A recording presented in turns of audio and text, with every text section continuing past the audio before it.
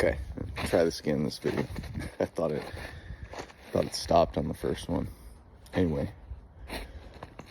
I'm out here taking a walk in Allendale, Michigan on my property, and wanted to share some thoughts with you. So some of you guys know about a year and a half ago, I got let go from the job that moved my family out here to Michigan. And it was a tough time, and we were scared, we were fearful.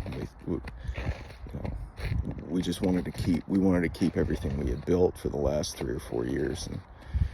And so I took a job in Virginia in the same industry I was working in, foundation repair. And I went, and it meant we had to move to Virginia, and that would have been like the 3rd or 4th move in the last 3 or 4 years. And I knew my family was tired, but I thought it was what was best for us. So we moved out to Virginia, and I remember,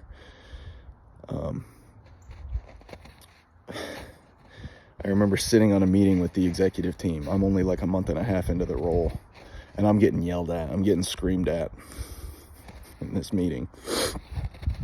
And I remember sitting there despondent on the call, getting yelled at by another executive, and just thinking to myself, this can't be everything. This can't be what life's about. It can't be. I don't choose this anymore. I don't want to be a part of it anymore. And it was really heartbreaking for me, because I loved that industry. I loved working in it. I thought what we did was cool. I thought what we did was helping people. And I believe in a lot of ways that we were, and I was. But I remember texting my wife immediately after that phone call and saying, "What would you think if we moved back to Michigan?" And she responded back, "Absolutely." And we talked about it later, and she said, "I want 2023 to be, we've chosen money. We've chosen money for the last 3 years because we thought that was what you're supposed to do. That's the American dream, right? Make a lot of money and relax." And she said, "This year, 2023, I want to choose happiness." And so we did. We moved back to Michigan, and it was hard because we knew I didn't have a job lined up. She didn't have a job lined up, and we were going to put all of our moving expenses on credit cards and just throw a Hail Mary and say, "Fuck it. I hope we can make it. I hope we can make it through moving back to Michigan." We moved back to Michigan, and we knew that there was a potential that we lost our house that we bought in Michigan, that we lose our cars, that we lose everything. But it was like, it's not worth it. Who cares? Who cares if we lose it all?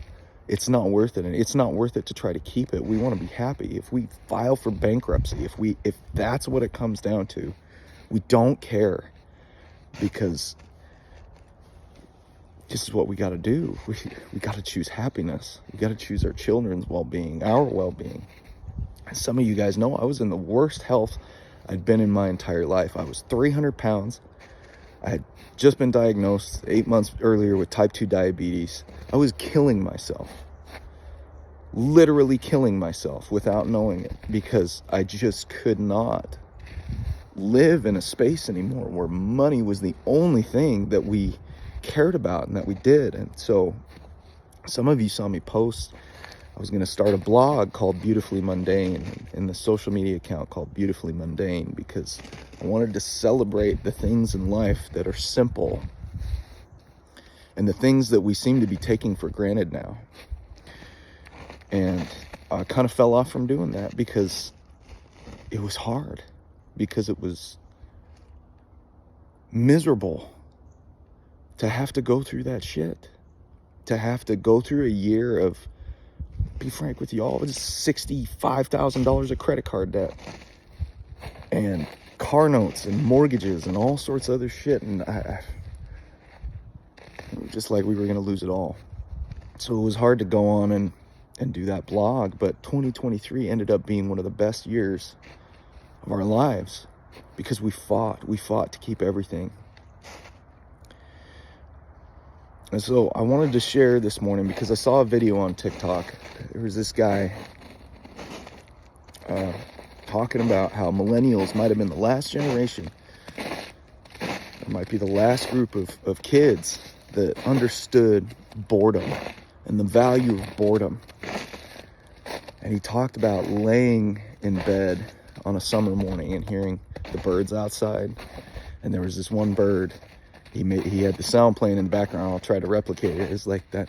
Ooh, ooh, ooh, ooh. And as soon as that sound played, a flood of memories came back to me. Mornings waking up, going to football practice, and early morning lifting in the summer, and sliding over to Nate Madison's house and playing video games for the rest of the day, eating. And then we would go out and hang out with our buddies in the evening and go bowling or just go for a ride around. And we were just getting to know each other. We were just loving each other and having a good time. And he was right. I remember going over to Ryan Olney's house. He talked about playing Halo on a landline and us all just jumping on multiple Xboxes and just fucking laughing and having a good time. And guys like Drew Phelps and Jeremy Dillon hanging out with those guys, and Chase Yeager and Levi, and he was right. And I've been thinking about this a lot lately because it's been hurting me. It's been hurting me how so much of me has changed in the last 15, 16 years. And how now what felt so easy, human connection, what felt so easy 16 years ago is now just hard human connection. Being vulnerable, being myself, talking to people and expressing who I was. And we went to a show last night at Odd Side Ales in Grand Haven, Michigan. And we saw this band Nocturnal Lights played. And every single one of those musicians is just a fucking monster. Now, I used to, this is a non sequitur. You'd think, right? I'm talking about music as we were talking about the past. What I'm getting at here is, at the end of the show, I wanted to go up and I wanted to talk to every one of them, and I wanted to share with them in their experience and say, God damn, you guys are inspiring to watch. I want what you have, and I want to talk to you about it, and I want to connect with you about it. And as I walk up to talk to these guys, I can't. I feel hollow. And I feel like I don't have anything to offer to them. And so on the drive home, I'm going through it in my brain. I'm pep talking myself. Yeah, you do, man. You got, come on. Don't be down on yourself like that. And I realized after a good night's sleep and a good start to the morning, that higher part of me, that part talking and pepping myself up on the way home, those were my coaches. Those were my friends, talking me out of that funk, telling me, you do have something to offer. You do have something to give to this scene and this thing. And I want to show y'all too, like, this is my house. That's the side of it. That's my pole barn over there. I worked my ass off for 5 fucking years to get this house and this property. It's 5 acres in Allendale, Michigan, right next to the school my kids can walk to. And I worked my ass off to get it, and we kept it. And we worked through 2023 to get it. But I want to make something abundantly clear here. It wasn't because we made more money. We made less money in 2023 than we had in the previous 3 years. And we're paying off debts, and we're paying off dues and shit and all that crap. And it feels good. But it wasn't because of making more money. It was because of the community. It was because of people like Rob and Rachel Hughes and Steve and Donna Boersma and Eric Nolette and Wendy and Megan, I'm sorry. And it was because of the community that we had built around us and that had chosen to help us. And reason why I bring all this up is because that's what we got to turn to, y'all.